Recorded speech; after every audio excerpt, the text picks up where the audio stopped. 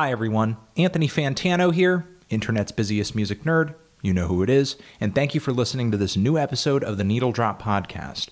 Before we get into the show, we want to remind you that this is a listener-supported podcast, which means it exists because of those who support it, and they do so in a few different ways. One, they get weekly downloads of this show via a monthly subscription on our support page. We will link you to it in the description box. Looks like this, button right there. Also, you can hit up our Amazon Associates link, where basically we get a kickback for all purchases you make on Amazon.com when you use this link. Only works in the US though, unfortunately, but you can use it to basically make purchases you were already planning on making on Amazon, and that helps out this podcast as well. Also, you can stream it on YouTube and share it with a friend.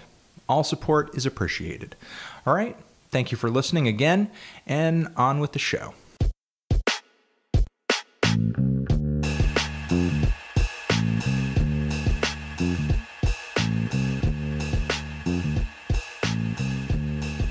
Hi everyone, Anthony Fantano here, the internet's chillest, tiredest music nerd. And it's time for a new episode of the Needle Drop Podcast, our weekly sort of interview and discussion podcast, although this episode is going to be kind of different from our usual format, though we have done this format before, where I will be answering fan questions. Questions about music and art, various sorts of things. I will actually leave an email address down there in the description if you would like to reach out and possibly send along a question for a future episode. So here we go. I have 3 questions here. I'm going to address each of them in this podcast and just kind of give my thoughts on everything posed by the people who sent these questions along. Here we go. We have an email here from Michael. Michael says, "Hello. My name is Michael. Thank you." And you've got me hooked on your videos since 2012. Thank you. But my question is, how much emphasis do you usually put on lyrics when you are reviewing an album? Of course, this does not depend on the genre, as rap and hip-hop is usually based around the lyrics, but I would like to know what your stance on an album that may not stand strong instrumentally but lyrically. My main reason on asking this is because I saw your Why You Know review for August of 2015, and you called Counterparts Tragedy Will Find Us paint by the color metalcore. However, many reviews have praised the lyrics on the album over the musicianship. So my question would be, according to whichever the genre of music you're reviewing, how much emphasis do you usually put on lyrical content and delivery? I think the amount of emphasis that I typically put on lyrics sort of depends on the amount of emphasis and the amount of care I see a lot of artists put into their lyrics. Now, that's not to say that, lyrics are just kind of checked off and completely irrelevant if it seems that an artist isn't a great lyricist. I mean, in the case of someone like Lil Wayne or Young Thug, yeah, do I go to their music really looking for lyricism? No. Are there good, redeeming qualities about their music outside of lyricism? Absolutely. But the fact that they are saying not much of anything for such a long amount of time does kind of draw on me, admittedly. And there are some artists who I guess you wouldn't necessarily call lyrical, but I find them funny and entertaining because they have a sharp or, somewhat tongue-in-cheek or delivery that is very full of life or animated in some kind of way. A guy like A$AP Ferg kind of comes to mind, or even, I want to say Riff Raff comes to mind as well. Riff Raff's lyrics, I think I put a lot of emphasis and I put a lot of attention on his lyrics when I'm listening to a Riff Raff song, because I think his lyrics are really clever and I think they're funny. And I think he puts a lot of personality into his lyrics. Do I observe a Riff Raff verse in the same way that I would a Nas verse or something like that, or a Kendrick verse? Of course not. So, I mean, of course I put emphasis on lyrics, but I don't think there's one good way to write lyrics. I don't think there's one right way to write lyrics. That doesn't mean there aren't lyrics that I hate and lyrics that I think are awful and lyrics that I think are crap. There certainly are. But I think guys like Riff Raff, make lyrics that are entertaining. I think artists like Phil Elverum of the Microphones make lyrics that are interesting and intriguing as well. Again, I think it sort of depends on how much of an emphasis I sort of see the artist putting on the lyrics. Let's take, for example, a guy like Jay Retard. Certainly he has some okay lyrics on his songs. Rest in peace. But a lot of his lyrics tend to be kind of redundant and simple and blunt, mostly for the sake of kind of making the songs that he's writing very simple and blunt and energetic and visceral, because he's writing punk tunes, garage punk tunes in a sense. So I don't really go into his songs to kind of eat at his lyrics and observe everything that he's trying to say lyrically. However, though,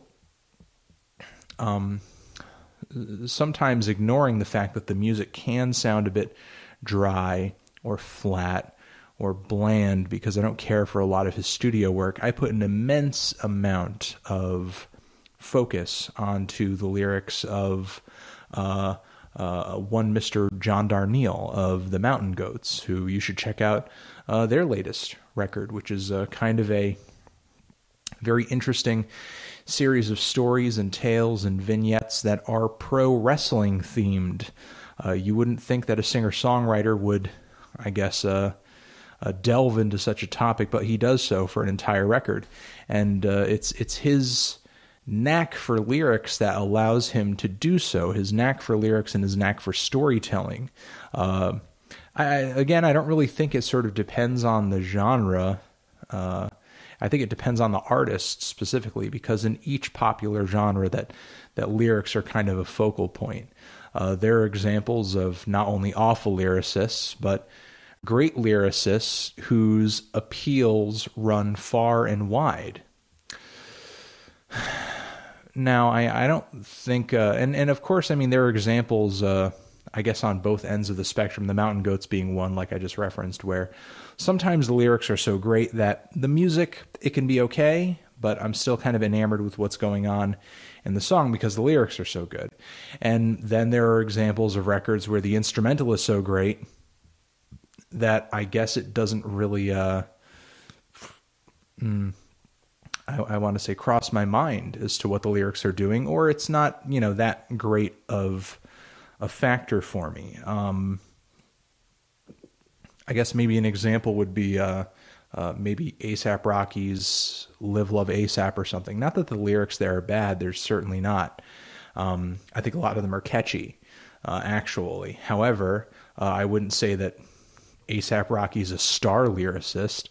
I guess I enjoy that album, that mixtape, more for its vibe and its aesthetic and its instrumentals and its hooks than simply its lyrics. Certainly the lyrics are fine. They fill the space left open by the very spacious beats, and I think the mixtape wouldn't be as good as it is if A$AP Rocky didn't have some semblance of character or personality to what he was saying and his flow and his delivery. So, he certainly got that. I'm not taking anything away from the guy. But that's not really a record where I'm trying to eat up every single thing that he's saying, because he's not trying to tell a story or anything like that. I mean, there's a lot of, I guess, vulgarities and braggadocio and that sort of thing. It's nothing too deep or anything like that. And the thing is, I think it's fine for music to be that way sometimes.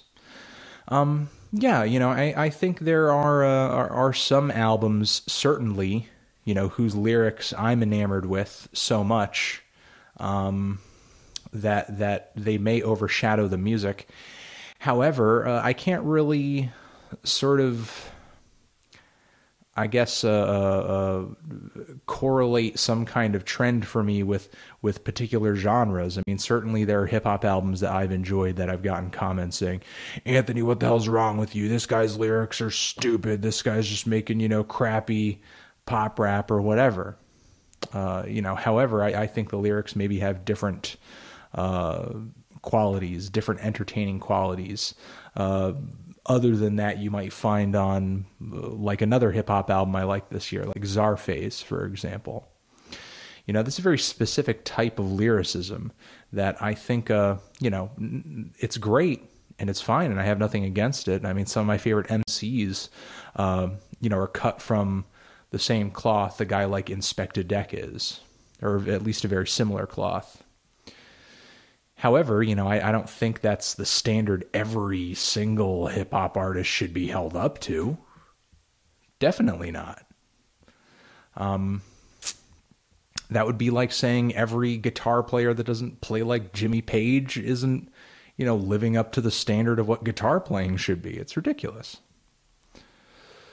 So, I think, again, I think it depends on the emphasis the artist, him or herself, puts on their lyrics. Certainly I'm not going to, I guess downgrade an album for the lack of flashy guitar playing if the only, guitar playing that we hear across the record is just some rhythm guitar in the background. Oh, there's just not enough flashy guitar playing on here. Sort of like it would kind of be like demoting LCD Sound System's Sound of Silver for saying that, oh, there's not enough guitar playing on here. There's certainly a lot of keyboards and bass guitar and drums and vocals, but not a lot of guitar on LCD Sound System's records. And it's fine. I think those records are great. But I'm not going to demote those albums for, not having a particular characteristic or not kind of expressing that characteristic in a certain way.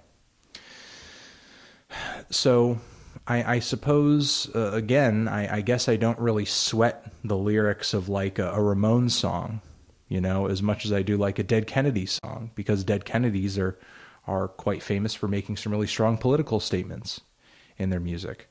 I don't really sweat the lyrics too hard of, I guess I want to say, maybe a Meek Mill song, though I do like Meek Mill's music, at least on his newest record. However, I don't really find. However, I do sweat the lyrics of an artist like PJ Harvey, who on her latest record, she put in quite a bit of effort with making a lot of political statements and telling a lot of stories on her new LP, Let England Shake, or even Bjork, with her recent record kind of being a breakup album with a lot of those themes coming through in the lyrics. Again, I think it just all depends on how much effort that artist puts into their album as far as the lyrics go. If the lyrics are passable and they're just okay, and at least the singing is good, to me, that doesn't really take away from the album, or it doesn't really, add to the album. It's kind of like a neutral factor. However, I feel more impressed by a record if it seems that the lyrics are telling some kind of significant story, or the lyrics are really clever, or making some interesting point, or really evocative in some kind of way. So yeah, I certainly think lyrics are important, but how important they are, I think depends on how important the artist in question makes them. And I think it's up to us as the listeners and reviewers or whatever to kind of pick up on that. And I think it's just kind of best to take it on a case-by-case basis. Not like rock lyrics should be this, rap lyrics should be this, or whatever. Singer-songwriter lyrics should be that. I think, we should take it on a case-by-case basis in the sense that, okay, this particular artist making this particular album, I like these lyrics, and this is why. Or I don't like these lyrics, and this is why. Okay. Thank you, Michael, for that question. I appreciate that email. Moving on to our next question. We have, Dear Anthony, I just recently started watching your videos, and I am very glad that I did, as I very much enjoy them. I've got a question that I would love for you to discuss on one of your videos. Recently, I watched that movie about Amy Winehouse that came out some time ago. Although I absolutely love Amy's music, I asked myself whether we're not only overhyping her because she died at such a young age under tragic circumstances and at the peak of her career. From then on evolved the question whether we do that with other artists, for example, Kurt Cobain, as well.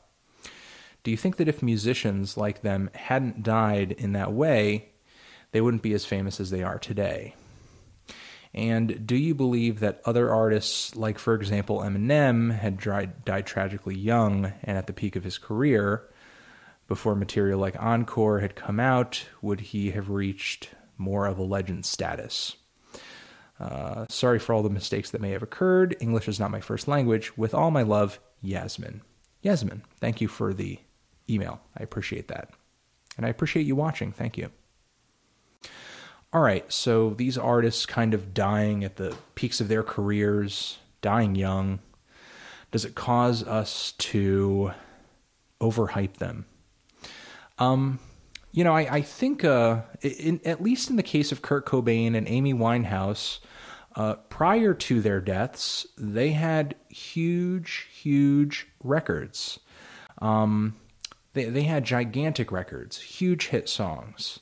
So I mean, I think in the case of both of them, while yes, their deaths were untimely and they were very tragic, while these people were alive, they were incredibly famous. I think it's not so much that they're not here that causes us to be so intrigued by them.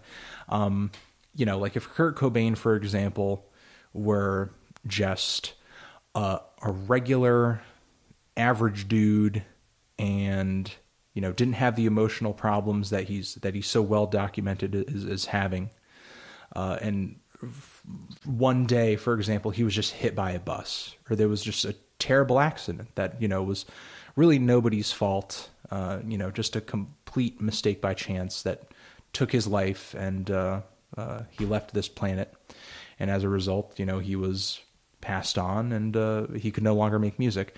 I don't think that we would be as enamored with his memory as we are currently, because the thing is, Kurt Cobain and Amy Winehouse, I mean, not only did they pass away at a very young age, but they passed away tragically. And there's a lot of tragedy surrounding both of these people, which adds to their backstory and adds to the backstory of their music as well. I think another example is Ian Curtis of Joy Division. These people, they have very tragic backstories. They're not like people who just passed away by pure accident out of the blue. There's a very long and arduous story to how each of these people passed on. And the thing is, the general public, the general public, they love drama. They love tragedy. And the thing is, the personal life stories of these artists who, were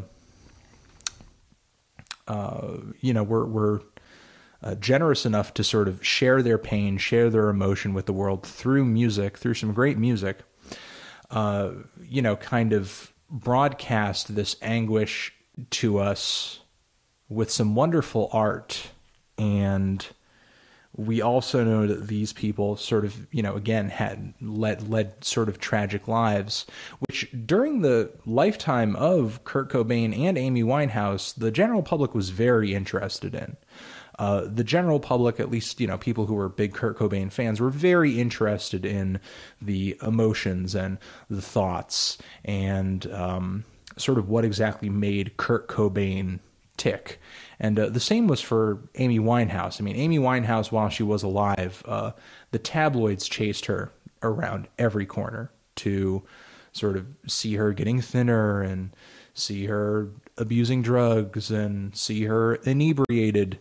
The tabloids were really wolves when it came to Amy's public life, Amy's social life. So even prior to Amy's death, the general public was obsessed with Amy Winehouse's life choices and her flaws, and a lot of people saw the writing on the wall and knew that she was addicted and to various substances and abusing a lot of them very heavily, and knew that if this person continued down this road, death was imminent. Death was right around the corner. It was only a matter of when. For a lot of people, they saw that coming, and the news media, the tabloids, were certainly doing their best to try to capitalize on it and sort of be the first one there when it happened so that they could take pictures and broadcast it out to the world. Honestly, I mean, I think people, if Amy Winehouse and Kurt Cobain hadn't passed on, I think people still would have continued to be interested in them because their stories were tragic. However, if like maybe one day, sort of on their next, on their follow-up records, both of them had gone through rehabilitation, got help, cleaned up, and then led very clean-cut, normal lives after, I guess, battling their demons, the general public's interest in at least their personal lives, because their music may still be great, the general public's interest in their personal lives would have just evaporated because they would no longer, just be this sideshow to gawk at and stare at, and that's sort of, again, just kind of been a characteristic of the general public's interest in celebrities for a very long time. Look at somebody like Lindsay Lohan, for example, who people have obsessed over, her train wreck of a series of life decisions for years, despite the fact that, for a while she wasn't even really making any good or really any TV shows or movies or anything, but people are still interested. Oh, what's going on with her? What is she doing? Who's she drinking with? What is she wearing? All this stuff. So, I think the tragic circumstances are kind of pivotal here to this particular situation. I mean, there are artists that pass away, sort of at a young age, but maybe not so tragically, or not as a result of, just very self-destructive behaviors. And certainly we mourn them, but there's not really anything for us to obsess over in terms of them being kind of like this damaged personality or anything like that. I think the fact that Amy Winehouse and Kurt Cobain passed on the way that they did, it just adds so much story and so much context and so much tragedy. I recently did a classic review for Nirvana's In Utero, and when you think of sort of what was going through Kurt's mind up until the point when he decided to commit suicide, and then you sort of juxtapose that against the incredibly depressing and very self-destructive lyrics that turn up all throughout that record, and just how off its emotional hinges that album is. It adds a lot of character to the very tragic storyline of Kurt's death. When you look at the lyrics to the final Joy Division album, and then you juxtapose that against Ian Curtis's tragic death, it sort of, intensifies the lyrics in some kind of way, because the person that was on that album, for them, those incredibly dark thoughts on that record were very, very, very real, to the point where it drove them to make the ultimate decision, essentially. So I think, especially in art, we like our dark, tortured souls. As far as, your example with Eminem, I think if Eminem had died as a result of, taking it a little too far with the violence or the sort of the pills or the drugs that he was known for rapping about so heavily on his first several albums, I think then people would kind of, it's super tragic. He was, dying, I guess, as a result of, his vices, which were so proudly displayed in his music. Take a look at people like Tupac and Biggie, who both died in this incredibly tragic way. If Eminem, like my earlier example, had died shortly after the release of Marshall Mathers LP2, because he, I don't know, tripped and fell off of a building or something, or like I said, gotten hit by a bus or whatever, or a train or something, it wouldn't have really added to the story, the tragedy, the character, or anything like that. It was just life taken from us too soon. People like storylines. Like I said, they like characters. They like drama.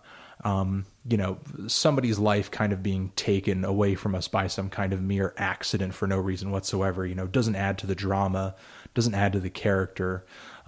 People, again, they love that tragedy. They love, a storyline like what went on with Tupac, and sort of the tension of the East Coast and the West Coast, and the fact that, this friction, this drama sort of took two lives of some very important artists in the history of hip hop. So, I think I think death, certainly has a way of, I guess, enhancing things, especially if it is to a dramatic effect.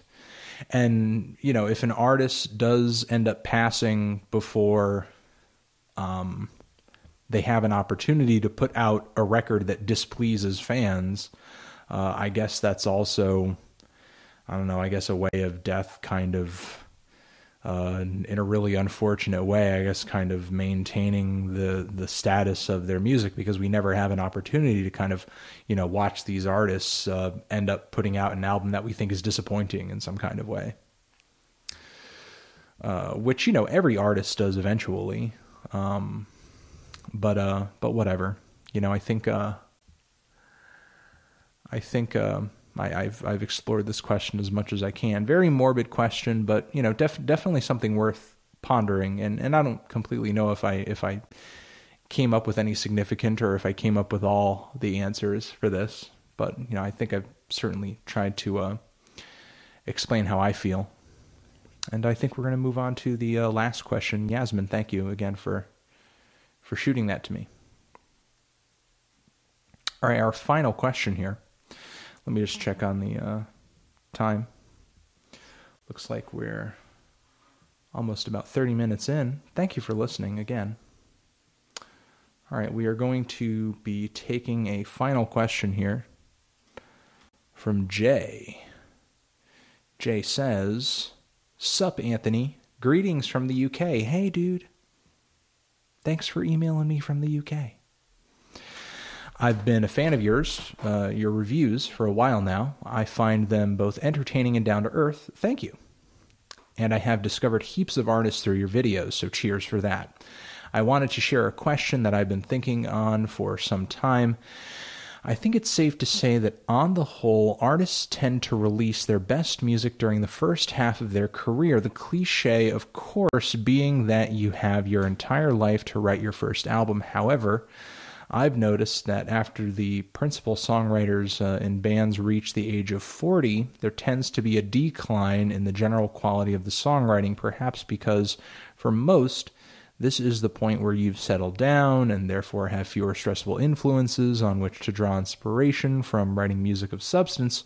Many bands, be they Green Day, Radiohead, Beck, or even Paul McCartney, seem incapable of capturing the essence of their younger selves, having crossed that 40 mark. Personally, I'd much rather that older artists turn to producing or managing bands of the future, as their expertise may be better used helping craft other musicians' records rather than churning out poor music of their own. In short, my question is, does musical life end after 40? I would love to know what you think about this and whether or not you think I'm totally right or wrong. Keep up the great work. Yours sincerely, Jay Plent. All right, Jay.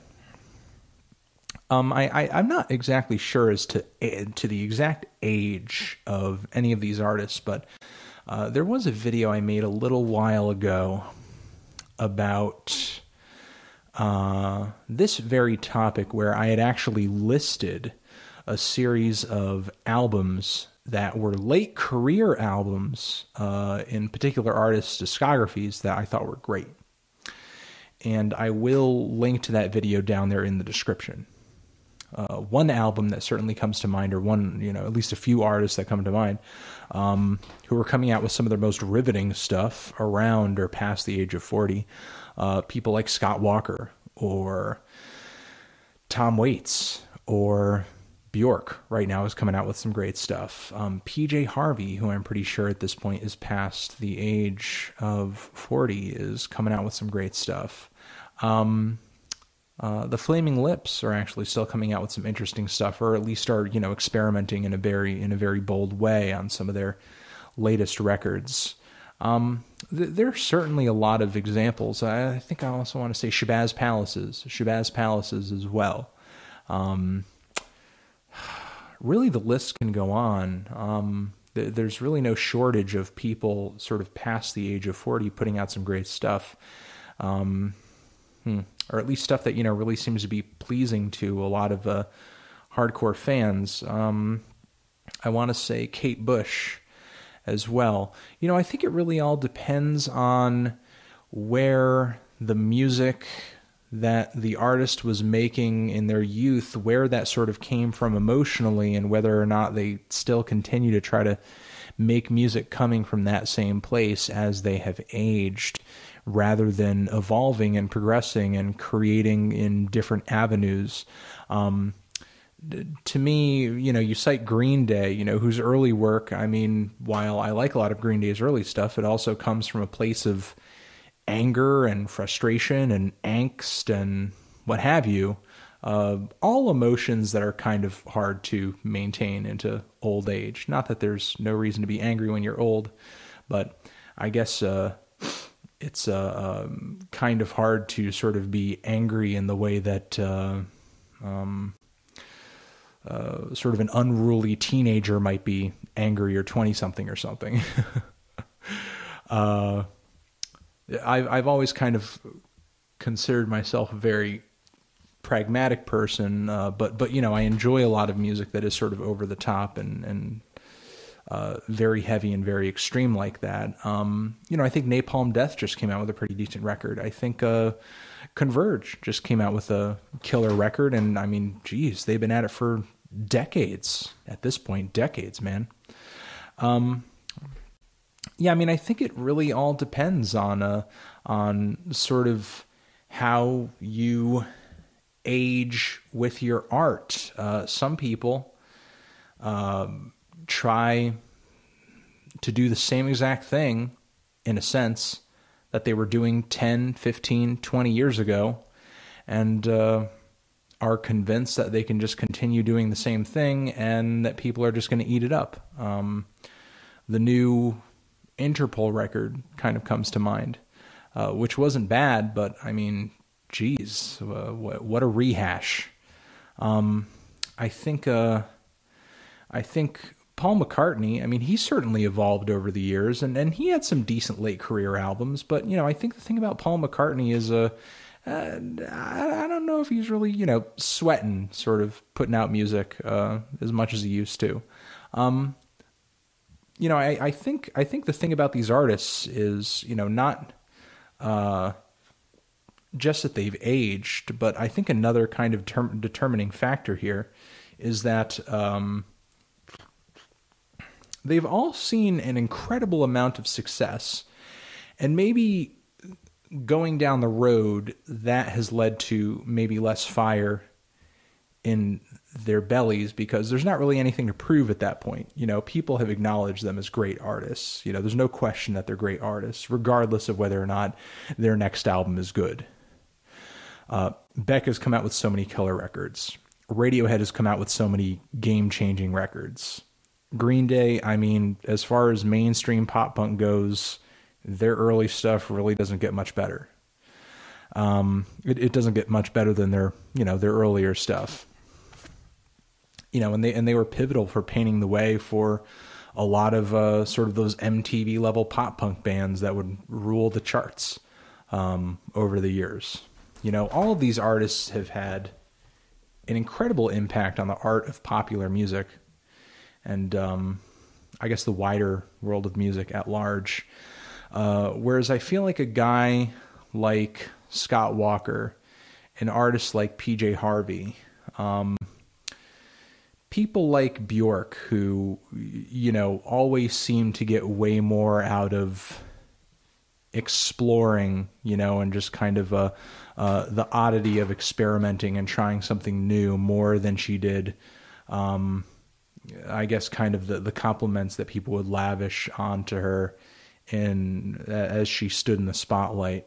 The people like Tom Waits as well, who's known for being a bit of a recluse and not really touring. These people, they really create because it seems like, they've got to, not because it's kind of just their career, and not to say that this is a bad thing. I mean, people like, Paul McCartney have an excellent business sense and has done great things with his career. Post, post putting out some of his greatest music, there's a point at which some artists kind of realize that it makes more sense to kind of just live off of their legacy more than it does trying to reinvent themselves all the time. And I think, at that age, once they've kind of proven themselves and they don't really have anything else to prove to the world or, to kind of convince the world of, maybe they just kind of, accept that, which, I mean, isn't necessarily, that's kind of their right to, in a sense. I mean, has Paul McCartney put out enough great records? I think so. If he wants to live out the rest of his career, just, being Paul McCartney, the fucking rock god, that's completely fine with me. I have no qualms with that. I don't doubt that, if Paul McCartney, I don't doubt that Paul McCartney probably has good music left in him, but does he want to put himself through the process of kind of writing an entire album, getting musicians together, trying to get a label to put it out, and taking the risk of I guess, making it a really out there record and doing something totally different and unexpected. Plus, I mean, you also have to accept that people like Paul McCartney, he grew up during a different musical time. Does he want to necessarily adhere to a lot of the trends and sounds of today in order to kind of keep up with current times and sort of compete with this newer league of artists? Not necessarily. Like I said, he's kind of proven himself. He doesn't need to compete with any of these people. He's Paul fucking McCartney. He's Sir Paul fucking McCartney. And at this point, I don't really think, artists like Radiohead or Green Day or Beck really need to prove anything. I mean, these people have in a big way influenced the music of a lot of these newer artists. They don't necessarily need to dive into the trenches and compete with any of them. These artists are drawing inspiration from a lot of these people.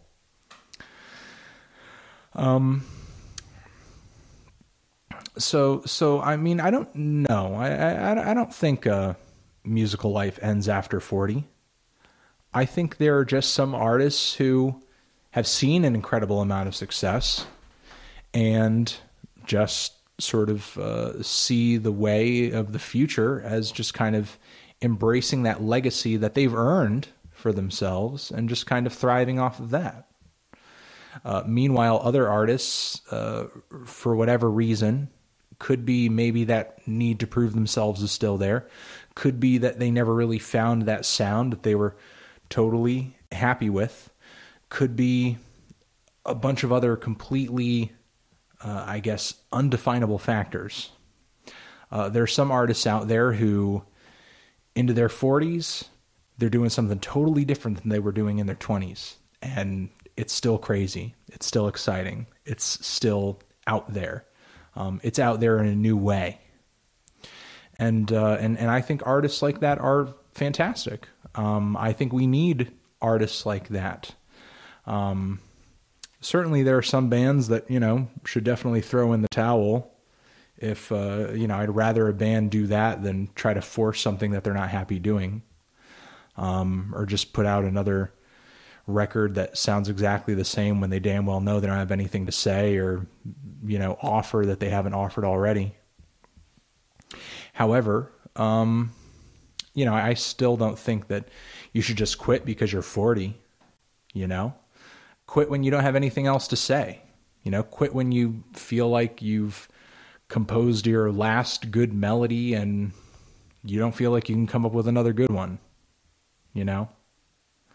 I feel like that's the time to quit. Don't quit just because you're a certain number as far as age goes.